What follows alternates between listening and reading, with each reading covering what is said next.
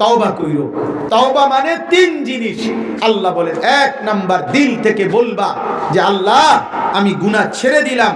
দুই বলবা আমি আল্লাহ ওয়াদা দিলাম আমি আর গুনাহ করব না। তিন আমি লজ্জিত মাওলা আমি মাফ চাইলাম। আল্লাহ যদি বলে বান্দা অন্তর থেকে গুনাহ ছেড়ে দাও আর করবা না, ওয়াদা দাও, লজ্জিত হয়ে যদি সত্যিকার অর্থে তওবা করো, মাফ চাও, আমি আল্লাহ ওয়াদা দিলাম আসমান পর্যন্ত যদি গুনাহ থাকে মাফ করে দেব আমি। সব মাফ, সব সব মাফ। শুধু বলো আর করবা না, শুধু বলো ছেড়ে দিলাম, শুধু বলো লজ্জিত মাওলা মাফ চাইলাম। আল্লাহ বলে সব মাফ। যদি আল্লাহকে জিজ্ঞেস করেন আল্লাহ সব যদি ছেড়ে দেই গুনাহ আর করব না, ওয়াদা দেই বাস্তবিক অর্থে, তাহলে কুফরি যা করছি পিছনে মাফ করবেন? আল্লাহ বলবেন মাফ। শিরিক মাফ করবেন? মাফ। নিফাক মাফ করবেন? মাফ। বিদআত মাফ করবেন? মাফ। কবিরা মাফ করবেন? মাফ। সাগরের ফেনা পরিমাণ গুনাহ মাফ করবেন? মাফ। হিমালয় পর্বতের উচ্চতা সমান গুনাহ মাফ করবেন? মাফ। আসমান ছোঁয়া গুনাহ মাফ করবেন? মাফ। কিন্তু বাকি মনে রাখো বান্দা, আমি কিন্তু দিল জানি।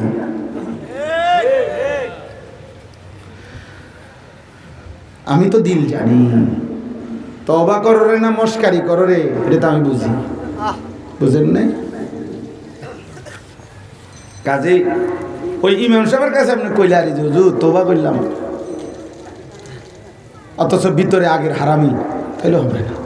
আল্লাহ ভিতর বুঝে, আল্লাহ বাস্তবতা বুঝে, আল্লাহ গোপন বিষয় বুঝে, আল্লাহ আমি সত্যিকার বলতেছি কিনা এটা বুঝে, বুঝে বুঝে।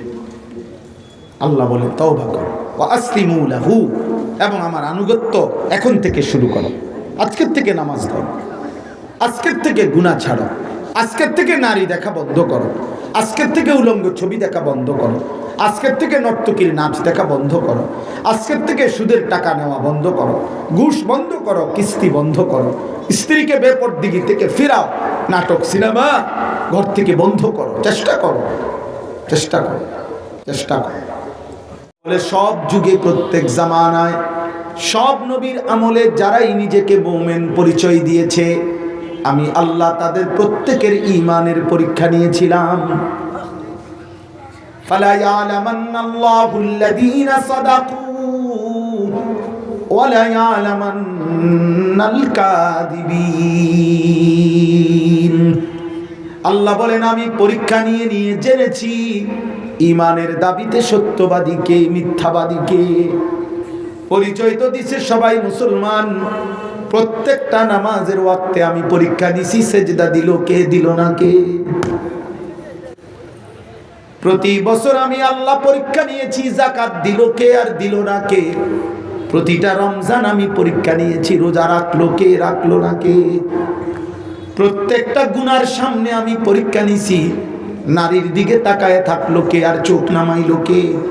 টাকার সামনে আমি পরীক্ষা নিয়েছি হালাল নিল কয়জন, হারাম নিল কয়জন। খাবারের সামনে আমি পরীক্ষা নিয়েছি হালাল খাইলো কয়জন, হারাম খাইলো কয়জন। পরীক্ষা নিয়ে আমি আল্লাহ জেনেছি এমনে না, জান্নাত আমি বিনা পরীক্ষায় দেব না। জান্নাত কোনো মামুলি কিছু না, জান্নাত কোনো সামান্য দুইটা রুম না, সবচেয়ে ছোট জান্নাত 10 দুনিয়া বরাবর। সবচেয়ে ছোট জান্নাত, সবচেয়ে শেষ যেই ব্যক্তিকে জান্নাত দিবে তাকে 10 দুনিয়া বরাবর দিবে। তাহলে এটা এমনি এমনি বলেন আম হাসিবিতুম আন তাদখুলুল জান্নাতা ওয়ালাম্মা ইয়ালামিল্লাহুল্লাযীনা জাহাদু মিনকুম ওয়া ইয়ালামাস সাবিরিন। আল্লাহ বলে তোমরা ভেবেছো বান্দা এমনিতেই জান্নাতে ঢুকে যাবা, আমি তো এখনো দেখলাম না আমার রাস্তায় জিহাদ করলা কিনা, আমি আল্লাহর জন্য সবর করলা কিনা, গুনাহ ছাড়বার ক্ষেত্রে, আমল করবার ক্ষেত্রে। হোক না ঠান্ডা, কেন ফজর পড়লা না? ঠান্ডার কারণে দুনিয়ার কোন কাজ বন্ধ করলা, ফজর কেন পড়লা না? হ্যাঁ,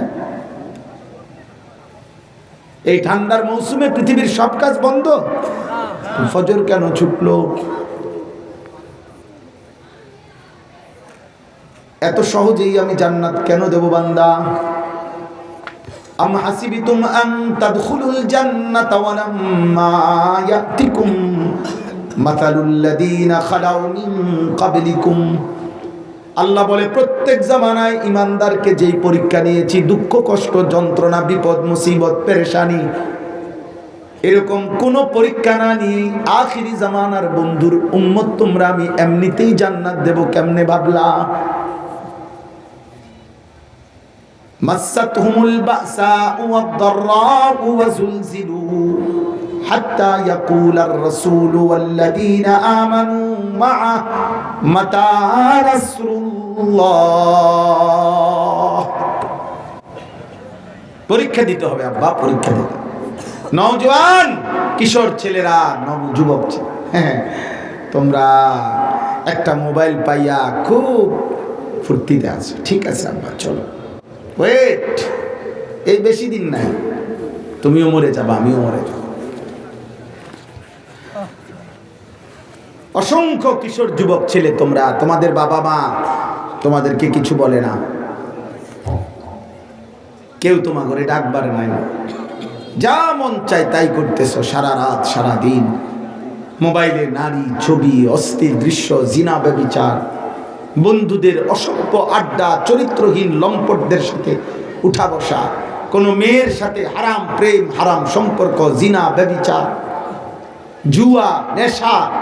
আহা, সে মনে করতেছে সে বড় আজাদ, সে বড় মুক্ত। আল্লাহ তাআলা বলছেন, আম হাসিবাল্লাযীনা ইয়ামালুনা সাইয়্যাতি আন ইয়াসবিকুনা, তোমরা যারা যারা গুনাহ করছো, তোমরা কি ভেবেছো আমি আল্লাহকে ডিঙ্গায়ে ফেলবা? আল্লাহ জানতে চান, আন ইয়াসবিকুনা, আমারে ডিঙ্গায়ে যাইবা না? সাআ মা ইয়াহকুমুন, আল্লাহ বলে যদি এটা বুঝে থাকো, ভেবে থাকো, বড় ভুল সিদ্ধান্ত নিছো। তোমার মতো বাটপার, তোমার মতো সুদখোর, তোমার মতো লম্পট, এর চাইতে বড় ডাকাত আমি আল্লাহ সোজা করে ফেলছি দুনিয়াতে। তুমি কি ফেরাউনের চাইতে বড় হয়ে গেছো? নমরুদের চাইতে বড় শক্তিশালী হয়ে গেছো? কারুনের চাইতে বেশি পয়সাওয়ালা হয়ে গেছো? তো মাতবরি করো কেন? এই ছেলেরা, বেনামাজি নাফরমান, যাদের কপালে নামাজের সেজদা নাই, তোর চাইতে বড় বেয়াদব আসমানের নিচে জমিনের উপরে আর কেউ নাই বেটা।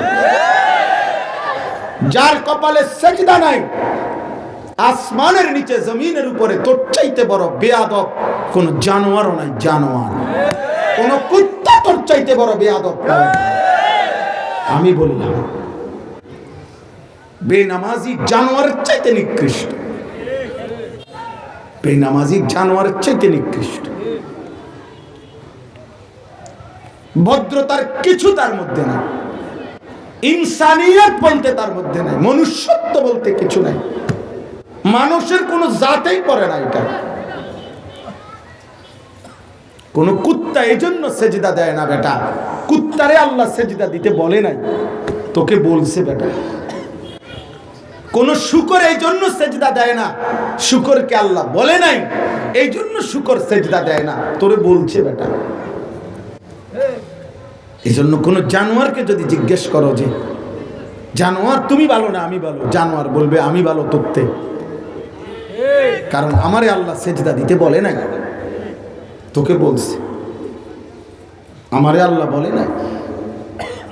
এই জন্য সমস্ত বেনামাজি ছেলে, এই মোবাইলে আসক্ত যে সমস্ত ছেলে, দিন রাত দেখেন আপনারা, যতগুলো নামাজ পড়ে না, এগুলোর চুল মুশরিকের মতো, বেঈমান। আমি খবর নেন, আল্লাহর সাথে এদের কোনো সম্পর্ক নেই, আখিরাতের সাথে এদের কোনো সম্পর্ক নাই। তো চুল, মুসলমানের বাচ্চা, তোর বাবা মুসলমান, মা মুসলমান, তোর বংশ মুসলমান, তোর রক্তে ইসলাম, কিরে বাবা তুই মুশরিক বেঈমানের মতো চুল রাখলি কেন?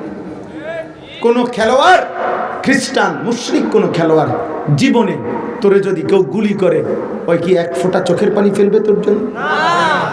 তোকে চিনেও বেটা? ব্রাজিল আর্জেন্টিনার কোনো পাগল তোরে চিনে বেটা?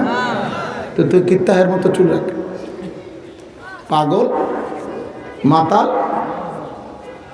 কেন রাখলে? একটা যুক্তি তো থাকতে হবে যে তার সাথে আমাদের পারিবারিক সম্পর্ক, তার সাথে আমাদের বংশীয় সম্পর্ক, আমার আব্বার সাথে তার বন্ধুত্ব ছিল, আমাদের এলাকার সন্তান, এই জন্য আমি তার মতো চুল রাখছি। কি কারণ? পৃথিবীতে উনি দামি মানুষ, কোনো খেলোয়াড় পৃথিবীতে দামি মানুষ হবে কেন? কোনো নর্তকী পৃথিবীতে দামি মানুষ হবে কেন? কেন? কোন যুক্তিতে? কোনো একটা যুক্তি তো থাকতে হবে। জীবনভর যে ফুটবলের লাগতে হয়, হেতে দামি মানুষ হবে কেন? জীবনটাই যার খেলাধুলা, উপার্জনই যার খেলাধুলা, ঘুমাইতে ঘুমাইতে যে খেলাধুলা, উঠতে উঠতে যার জীবন খেলাধুলা, তো তামসাটাই যার জীবন, ওই আপনার বিবেকবান মানুষ হয় কেমনি? হ্যাঁ বলেন মিয়া, বলেন, যুক্তি দেন। একটা ছেলে, জেনারেল ছেলে, বলো মিয়া আমি জেনারেল লাইনে পড়ালেখা করছি, কও, বলো বেটা। আল্লাহকে চেনো না, আখিরাত চেনো না, পড়ালেখা করো, শিক্ষিত, খোদার কসম মালিক যে চেনে না, সেজদা যে চেনে না, এই কোরআন তাকে বলছে বারবার জাহিলুন, সে মূর্খ। তো বলে যে পড়ালেখা যেটি করছি এটি ভাত খানার লেখা, এটা ইকোনমিক্যাল অ্যানিমেল হয়েছে, অর্থনৈতিক প্রাণী, উপার্জনকারী একটি প্রাণী, যে উপার্জনের কোনো কলা কৌশল শিখছে কিন্তু মালিক চেনে নাই। আপনি উপার্জনের কিছু শিখছেন, আপনি রোজগারের কোনো পলিসি শিখছেন, টাকা কামাই করার একটা সিস্টেম শিখছেন আর কি, কিন্তু সেজদাবিহীন যে, কোরআনবিহীন যে, আখিরাতের ফিকির নাই যার কাছে, কবর বোঝে না যে, আখিরাত বোঝে না যে, আল্লাহ চেনে না যে, রাসূলুল্লাহ সাল্লাল্লাহু আলাইহি সাল্লামের সুন্নাত বোঝে না যে, বিশ্বাস করে, সে মানুষ হইতে পারে না, অ্যানিমেল হয়েছে, একটি প্রাণী, যে প্রাণী উপার্জন করতে জানে।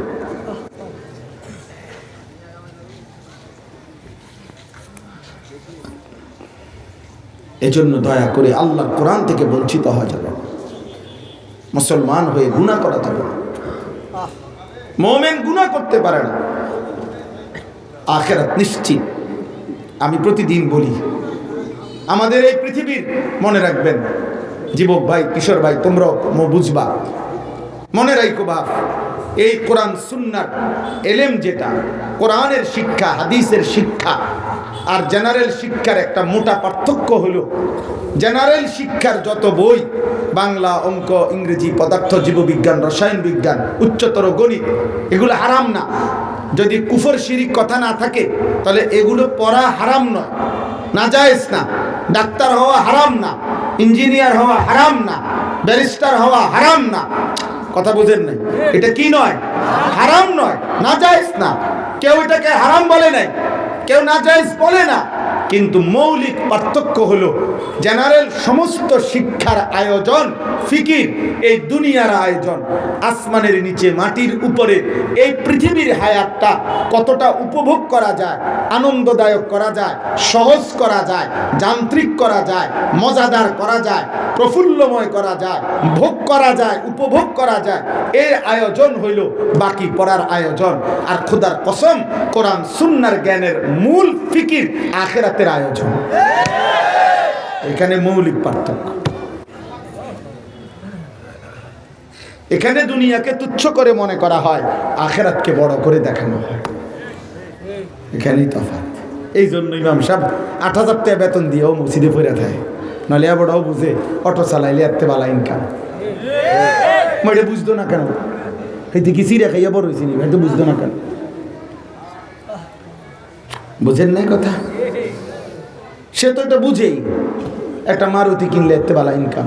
মারুতি একটা কত, ২-২.৫ লাখ টাকা মারুতি, বুঝছেন না?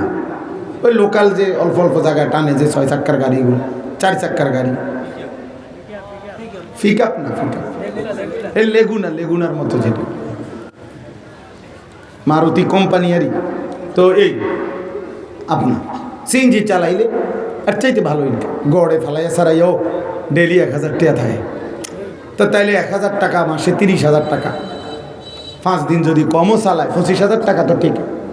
তো এটা তো সে বোঝে বেচারা। আজকে ২৬ বছর, আজকে ১৮ বছর ধরে এটা ৮,০০০ টাকা বেতন, প্রত্যেক মাসে বেতন বাকি, বেতন শোধ হইতে মাস শেষ হইয়া পরের মাসে আইসা পড়ে। হে বুঝে না, হ্যাঁ সে বেকুব দেখে এটা না, ওই বুঝে নাই। না বুঝবে কেন? আপনারা যদি ভাত খাইয়া বড় হন, আমরা হুজুররা কি সিরে খাইয়া বড় হয়েছি? কথা বলে না কেন? আপনারা যদি এই পৃথিবীতে বড় হন, আমরা কি চাঁদের দেশে বড় হয়েছি? তো আমরা বেকুব হবো কেন বলেন? এখানে মূল বিষয়টাই কইলাম, আখিরাতের আয়োজন। তফাৎ এটাই, কারো জীবন শুধু দুনিয়ার আয়োজন, কারো জীবন শুধু আখিরাতের আয়োজন। এই জন্য কোরআনের মধ্যে দুনিয়াকে তুচ্ছ করে দেখানো হয়েছে।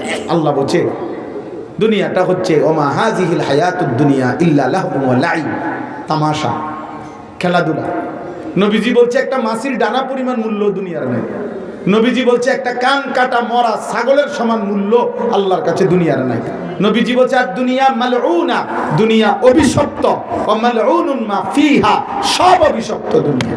ওয়াল আখিরাতু খায়রুন ওয়া আবকা, আখিরাত উত্তম, আখিরাত স্থায়ী, খায়ের, কল্যাণ, কল্যাণ। এই জন্য চলেন এই মূল বক্তব্য এটা। কাজেই কিশোর ভাই, যুবক ভাই, বয়স্ক বাবা, প্রত্যেকটা বিবেকবানের কাছে অনুরোধ, গুনাহ ছাড়েন, গুনাহ ছাড়েন। নওজোয়ান, পাপ ছাড়ো, পৃথিবী তোমারে মনে রাখবে না। গুনাহগার নাফরমানকে পৃথিবী মনে রাখে না। কোনো পাপী দুশ্চরিত্রকে পৃথিবী মনে রাখে না। চরিত্রহীনকে পৃথিবী মনে রাখে না। সেজদাবিহীন নাফরমানকে পৃথিবী মনে রাখে না। চোর, ডাকাত, সুদখোর, মদখোর, নেশাখোর, জিনাখোর, ব্যভিচারী, ওরে পৃথিবী শ্রদ্ধা করে না। দুনিয়া ভোগ করতে পারবা, ফেরাউনও দুনিয়া ভোগ করছে, নমরুদও দুনিয়া ভোগ করছে, কিন্তু আজকের পৃথিবী, ফেরাউন এই নাম পৃথিবীর মানুষ কোনো কুত্তার নামও রাখে না। নমরুদ এই নাম পৃথিবীর মানুষ কোনো কুত্তার নামও রাখে। ইউরোপে কুত্তার নাম আছে, কুকুরের নাম রাখে না ওরা, পোষা কুকুরের। তো এরকম কোনো কুকুরের নাম তো ফেরাউন রাখে না, নমরুদ রাখে। তো ফেরাউন, নমরুদ আমরা মুসলমানদের কাছে না ঘৃণিত, অগো কাছে কি সমস্যা? হেরা তো রাখতে পারে নাম, কথাটা বুঝেন নাই? আমরা নাহলে না রাখলাম আর, কিন্তু হেরাওদি রাখে না। আবু জাহেল এই নাম তো পৃথিবীর মানুষ কোনো কুত্তার নামও রাখে না। আবু লাহাব এই নাম তো পৃথিবীর মানুষ কোনো কুত্তার নামও রাখে না। কিন্তু 1450 বছর আগে এক কালো নিগ্রু হাবশি গোলাম আল্লাহকে রাজি করে গেছে, নবীর ভালোবাসায় জীবন দিয়ে গেছে। 1450 বছর পরেও আজ পৃথিবীর কোটি কোটি ইমানদারের সন্তানের নাম বেলাল। বেলাল আজও আছে, বেলাল ইসরাফিলের ফুট দিনও থাকবে, অথচ সে কালো নিগ্রু। আল্লাহ বলেন কুল ইয়া ইবাদিয়াল্লাযীনা আসরাফু আলা আনফুসিহিম লা তাকনাতু মির রাহমাতিল্লাহ। হে নবী, আপনি বলেন আমার বান্দাদেরকে, শুনান আমি আল্লাহ আছি। যদি কোনো দিন রাত গভীরে, দিনের বেলায় আমার বান্দা যদি কোনো দিন বুঝে যে তার জীবনে গুনাহ বেশি হয়ে গেছে, নাফরমানি বেশি হয়ে গেছে, পরে বললেন ও যেন নিরাশ না হয়, আমি আল্লাহর দয়া থেকে পরে বললেন আমার কাছে আসতে, আমি আল্লাহ তার 100 শতভাগ গুনাহ মাফ করে দেব। ও যদি মনে করে ভুল হয়ে গেছে, ও যদি কোনোদিন বুঝে বান্দা আমার আমি অপরাধ করে ফেলেছি মাওলা, আল্লাহ বলেন ওরে বললেন আমার কাছে আসতে, লা তাকনাতু মির রাহমাতিল্লাহ, আমি আল্লাহর রহমত থেকে নিরাশ হইও না। আল্লাহ বলে বন্ধু, ইন্নাল্লাহা ইয়াগফিরুয যুনুবা জামিআ, নিশ্চয়ই আল্লাহ সব গুনাহ মাফ করে দিবেন। ইন্নাহু হুয়াল গফুরুর রহিম, কেন মাফ করব না বান্দা? আমি আল্লাহ তো গফুর, আমি রহিম, সব ক্ষমা আমার কাছে, সব দয়া মায়া আমার কাছে, আমি দয়া করব না কেন? তুমি আইসো, রাতে আসলে রাতেই মাফ, দিনে আসলে দিনেই মাফ, ভুল বুঝবা যেই দিন, আমি আল্লাহর কাছে ফিরবা যেই দিন, যদি যথাযথ তওবা করো। এই পরের আয়াত, ওয়া আনিবু ইলা রাব্বিকুম, আল্লাহ বলে জিন্দেগীর গুনাহগুলো সামনে নিয়ে যদি কোনোদিন ভুল বুঝতে পারো বান্দা, তাইলে আমি আল্লাহর দিকে ফিরে এসো। ইরজিউ ইলা রাব্বিকুম, তোমরা তোমাদের রবের কাছে ফিরে আসো। যদি ভুল বুঝতে পারো তো তওবা কইরো তু আসার আগে আগেই, কারণ মৃত্যু এসে গেলে আর তোমাকে সাহায্য করা হবে না। ওয়াত্তাবিউ আহসানা মা উনজিলা ইলাইকুম মির রাব্বিকুম, আল্লাহ তাআলা বলেন আমি আল্লাহর পক্ষ থেকে নাজিলকৃত এই কোরআন, একে অনুসরণ করো। আবারও বলছি, মিন ক্বাবলি আন ইয়াতিয়াকুমুল আযাবু বাগতাতাম ওয়া আনতুম লা তাশউরুন, মৃত্যু আসার আগে আগেই যদি মৃত্যু হঠাৎ এসেই যায়, তুমি কিন্তু তখন কোনো কুল কিনারা করতে পারবে না, তুমি আর বুঝ করতে পারবে না। কত মানুষ এরকম প্রতিনিয়ত প্রস্তুতি নিতে নিতেই মরে যায়। আবার অনেকে লম্বা হায়াত পায়, কিন্তু অসুস্থতায় আর কিছু করতে পারে না। হায়াত তো পাইছে, বিস্তার করে রয়েছে যা 10 বছর, তো লাভ লাভ তাই দুটোটাই তো রিস্ক। হায়াত পাইলাম কিন্তু সুস্থতা পাইলাম না, সক্ষম হইল না, তো বলে এখন আরো সময় বাকি। আচ্ছা, তো মনে করেন আপনি 200 বছর বাঁচবেন আর, কিন্তু যদি বিস্তার করে দেয়। আমার একজন আপনজন এত বেশি বৃদ্ধ হয়ে গেছে, এমন অসুস্থ হয়েছে, বৃদ্ধ বিছনাত পড়ে রয়েছে, শরীরের একাংশ পচে গেছে, বিছনাত পড়ে থাকতে থাকতে এখনো মৃত্যু হয় নাই। আল্লাহর ফয়সালা, মালিক ছাড়া কেউ মৃত্যু দিতে পারে? মালিক ছাড়া কেউ হায়াত দিতে পারে? অথচ কত তাগড়া মানুষ পলকের মধ্যেই মরে যায়। তাহলে হঠাৎ যদি এসে পড়ে তাও তো সমস্যা, আবার হায়াত পাইলাম সুস্থতা না পাইলে তাও তো সমস্যা। অতএব আজই, এখনই, আজকের এশার নামাজ থেকেই যুবক নামাজ শুরু করো ইনশাআল্লাহ। আমরা বললাম, আমরা চেষ্টা করলাম বলতে। বাবা আপনাদেরকে বলি, বিড়ি সিগারেটে অভ্যস্ত যারা, ছেড়ে দেন। টেলিভিশনে বয়স্ক লোক বসেন না, চা দোকানে নর্তকীর নাচ গান দেখেন না, গালিগালাজ করবেন না, হারাম রোজগার করবেন না। স্ত্রী মেয়েদেরকে পর্দানশীল হতে বলেন।